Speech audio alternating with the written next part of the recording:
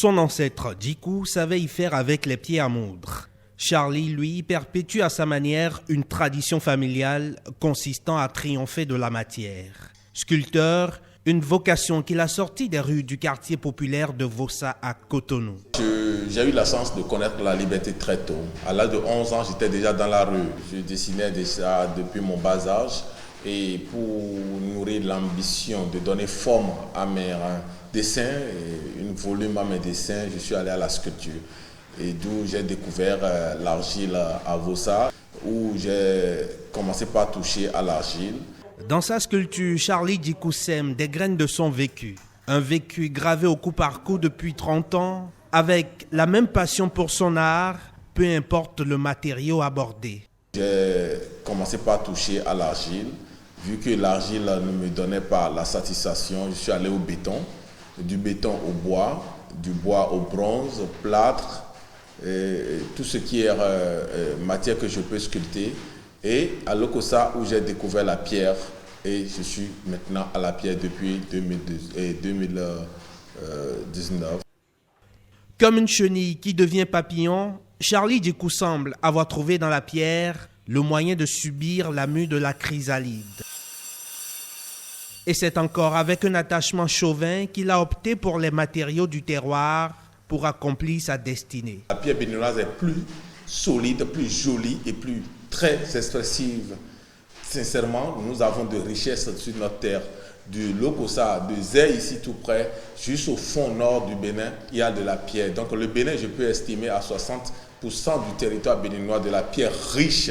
Nous avons même du granit rose au Bénin. Nous avons du marbre à ciel ouvert à Lanta et à Idadjo. Nous avons du granit dans tous les domaines, dans le gris, noir, dans toutes les couleurs, dans toutes les nuances, dans toutes les beautés possibles pour réaliser ces œuvres. Donc si je dois réaliser les œuvres avec les pierres de chez moi, je suis encore plus fier parce que je vois que l'expression est locale, et la pensée et la matière, tout est local, tout est béninoise et je suis fier de mon petit Bénin. L'œuvre de Charlie Djikou est une longue file de questionnements, emperlés l'un à l'autre par les expériences du quotidien. En donnant corps à ce qu'il tracasse, l'artiste devient un sociologue de la pierre. Dans les débuts, la pierre me dictait sa loi, mais aujourd'hui je lui fais ma loi. J'ai essayé de la dominer, la considérer comme une mousse que moi je pique. Elle n'est pas dure, elle est juste une force. Donc une force d'expression terrible. Je trouve dans la pierre beaucoup de souplesse, beaucoup d'humilité, de noble. La pierre, elle est trop noble. Et c'est une matière finie, quoi. Je sais que je participe à l'histoire de mon pays. Je participe à l'écriture de la vie de mon pays. Et je dois participer, c'est mon devoir, c'est pourquoi je suis né là. Je suis ici, donc je dois participer ici. D'où j'ai créé l'œuvre qui s'appelle « Où je pose mon pied ». Où je pose mon pied, je dois poser aussi ma tête, mon esprit là et travailler avec mes mains pour que les dieux me suivent là. Et on ne reflète que son Dieu. C'est pourquoi il reflète le Bénin. Le temps et la mort, la métempsychose est omniprésente dans la démarche artistique de Charlie Djikou, pour qui le génie créateur se libère dès le choix de la pierre à travailler. Quand je réveille dans les roches, dans les carrières, je ne ramasse pas les pierres. Je prends la pierre qui m'appelle.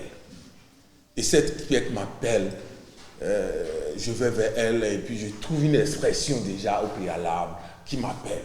Et quand elle m'appelle, il y a des questions qu'elle doit me répondre avant, ce morceau de bloc doit me répondre avant de gagner mon atelier à Cotonou, à Calavi, à Kassato plus précisément. La pierre parce que je veux rester dans le temps.